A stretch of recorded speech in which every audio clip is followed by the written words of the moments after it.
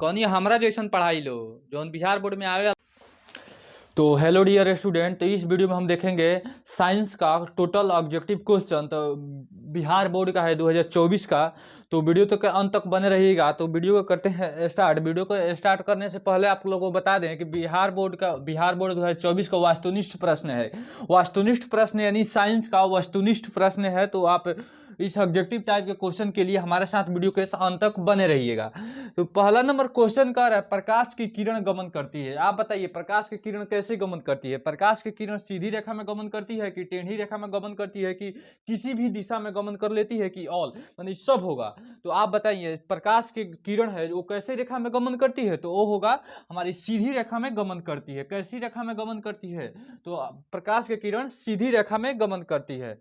और दूसरा number question की ओर बढ़ते हैं। दूसरा नंबर भी क्वेश्चन अच्छा है जो बिहार बोर्ड में 2023 बोर्ड में पूछा गया क्वेश्चन है। तो ये भी हम देखेंगे। सर्च लाइट का परिवर्तक सतह होता है। सर्च लाइट का परिवर्तक सतह क्या होता है। तो सर्च लाइट का परिवर्तक सतह क्या होता है। तो अवतल होता है।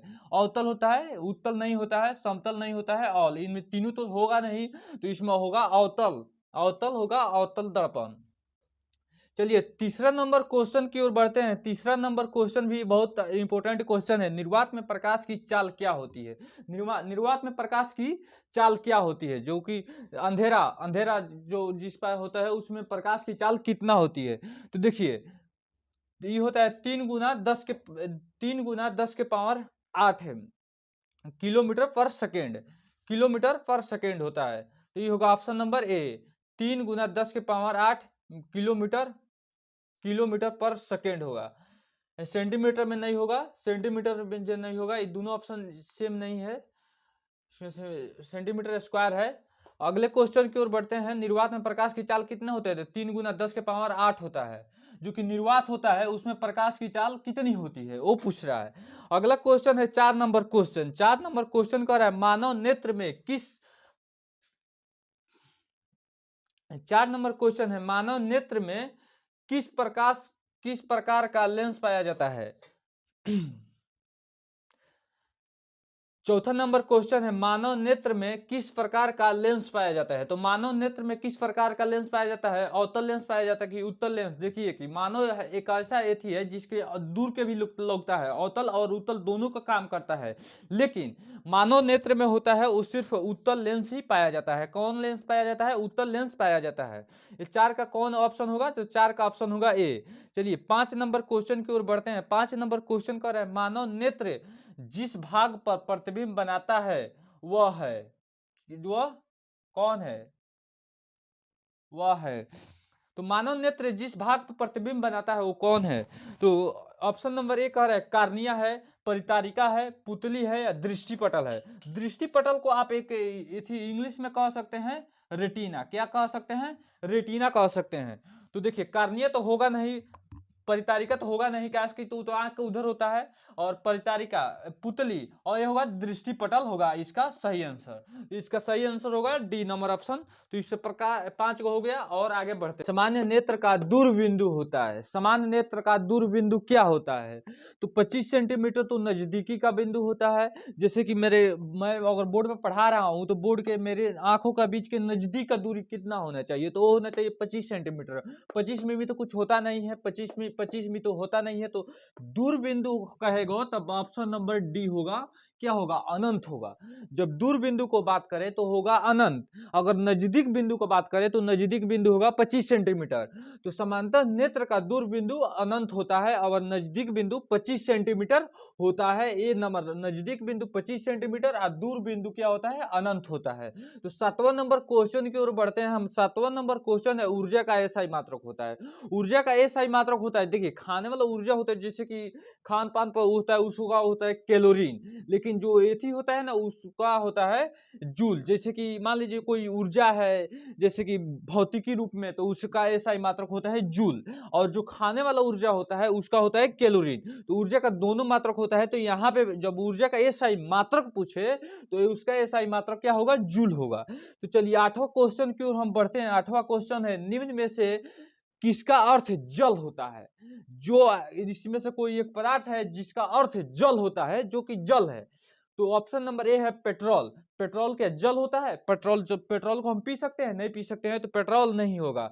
और टर्बो, टर्बो मतलब होता है गोल गोल नाचने वाला कोई पदार्थ, टर्बो होता है गोल गोल नाचने वाला कोई पदार्थ, तो वो भी नहीं होगा। तो होगा नाइट्रो, नाइट्रो, नाइट्रो भी हमारा नहीं होगा। हाइड्रो क्या होगा? हाइड्रो, H2, H2 होगा, H2 क्या होगा? होगा। क्या है? जल का दूसरा रूप है, क्योंकि जल बनता है OH2O से बनता है, तो उसका हाइड्रो होगा। क्या होगा? हाइड्रो होगा। जल का बिल्कुल सही ऑप्शन होगा, ऑप्शन नंबर क्या होगा? ऑप्शन नंबर डी होगा। तो 9वां क्वेश्चन की ओर हम बढ़ते हैं। 9वां क्वेश्चन है, विद्युत धारा का एसआई मात्रक होता है। विद्युत धारा का क्या एसआई मात्रक होता है? तो विद्युत धारा का एसआई मात्रक एम्पियर होता है। ये सब आप भी जानते हैं।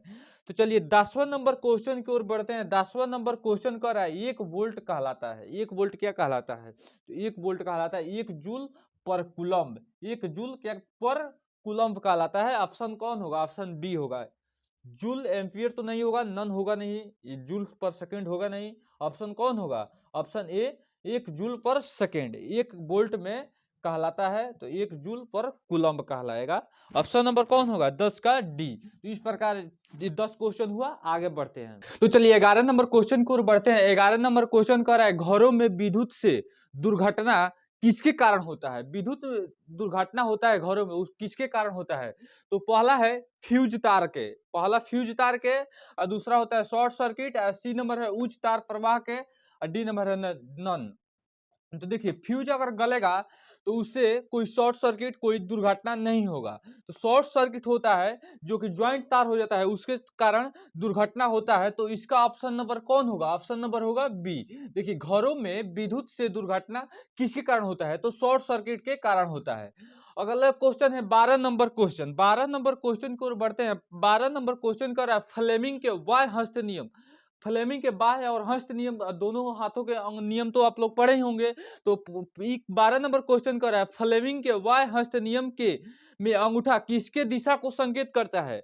वाय हस्त नियम किसके अंगूठा होता है, उस किसका दिशा को प्रदर्शित करता है? तो वो है ऑप्शन नंबर सी, बल के दिशा को प्रदर्शित करता है। तो 6 नंबर कह रहा है, ग्लोबल वार्मिंग के लिए उत्तरदायी होता है। ग्लोबल वार्मिंग के लिए क्या उत्तरदायी होता है? तो देखिए ग्लोबल वार्मिंग मतलब होता है O3, यानी ऑक्सीजन का तीसरा। तो चलिए इसके लिए उत्तरदायी होता है, वो होता है CO2। CO2 के अधिक मात्रा में होता है तो ग्लोबल वार्मिंग का निर्माण होता है। ग्लोबल वार्मिंग मतलब ओजोन परत, ओजोन परत में एथी होता है, ओजोन परत का सूत्र होता है O3, लेकिन ओजोन का उत्तरदायी होता है ओजोन परत का, वो होता है CO2। क्या होता है? CO2। तो ग्लोबल वार्मिंग के लिए उत्तरदायी कौन होगा? तो CO2 होगा। तो 14 नंबर क्वेश्चन को बढ़ते हैं। 14 नंबर क्वेश्चन कर है, साग सब्जी, साग सब्जी का विघटित होकर कंपोस्ट बनाना किस अभिक्रिया के होता है? देखिए साग सब्जी का विघटन होता है ना, देखिए उसमें और उष्मा का क्या होता है? क्षेपण हो रहा है, उष्मा की ह्रास हो रही है, उष्मा की खत्म हो रही है, तो वो होगा उष्मा क्षेपण। क्या होगा? वो होगा उष्मा क्षेपण। ऑप्शन नंबर क्या होगा? ऑप्शन नंबर बी होगा। देखिए उष्मा क्षेपीयन, उसमें क्षेपण होगा, उसमें क्षेपी होगा, उसमें शोषी होगा, उसमें संयोजन होगा। तो देखिए उष्मा का क्षेपण होता है ना, उष्मा उसमें क्षेपण कहलाता है। और उष्मा क्षेपी, जिसमें उष्मा का ह्रास हो, उसे उष्मा क्षेपी कहते हैं। उष्मा का शोषण, जिसमें उष्मा का शोषण हो, शोषित किया जाए, उसे उष्मा का शोषण किया जाता है, उसे उष्मा शोषी कहते हैं। और संयोजन, जिसमें कंडक्ट हो, यानी दो ज्वाइंट हो, उसमें क्या है? संयोजन कहलाता है ऊर्जा का।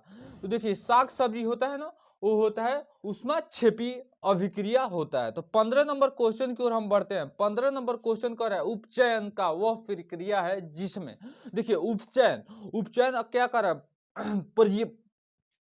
प्रक्रिया पूछ रहा है। उपचयन वह प्रक्रिया है जिसके तहत देखिए ऑक्सीजन का योग होता है।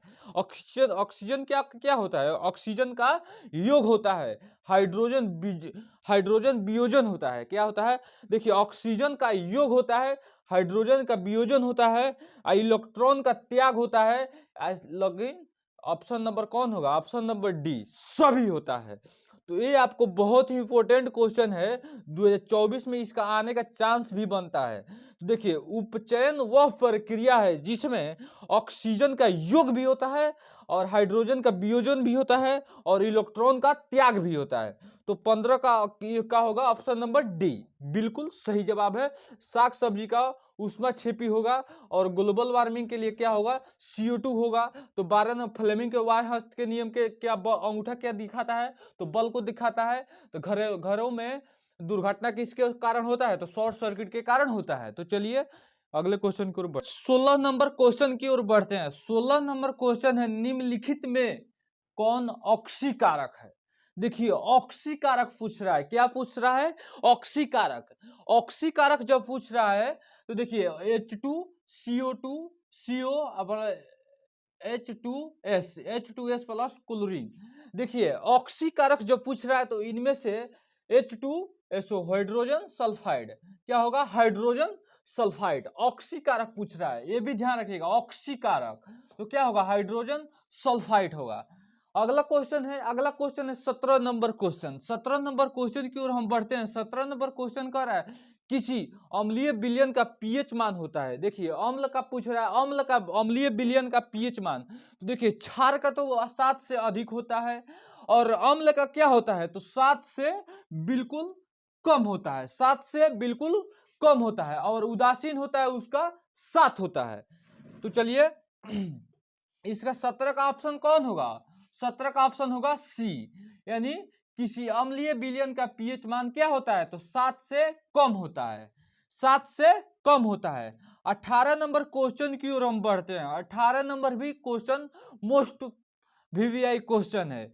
18 नंबर क्वेश्चन कर रहा है सोडियम कार्बोनेट। सोडियम कार्बोनेट कह रहा है, कार्बोनेट का मतलब होता है CO3।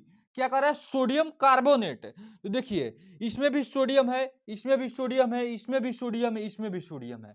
चलिए चारों में तो सोडियम है, तो सोडियम तो मिल गया। कार्बोनेट कह रहा है, कार्बोनेट है CO3, इसमें भी CO3। तो ये दो छट गया और ये बच गया ये दोनों। ये दोनों में देखिए सोडियम कार्बोनेट कह रहा है, तो ये है सोडियम कार्बोनेट। और ये होगा, इसमें H है तो सोडियम हाइड्रोकार्बोनेट होगा। क्या होगा, सोडियम हाइड्रोकार्बोनेट। इसमें क्या है, H है, इसलिए वो हाइड्रोकार्बोनेट होगा।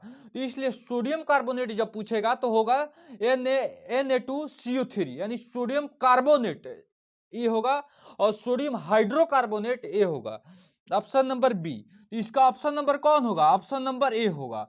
19 नंबर क्वेश्चन को बढ़ते हैं। 19 नंबर क्वेश्चन का चूना पत्थर, खरिया एवं संगमरमर किसका विधि रूप है। देखिए चूना पत्थर, चूना पत्थर कौन होता है, तो calcium carbonate, calcium carbonate CaCO3।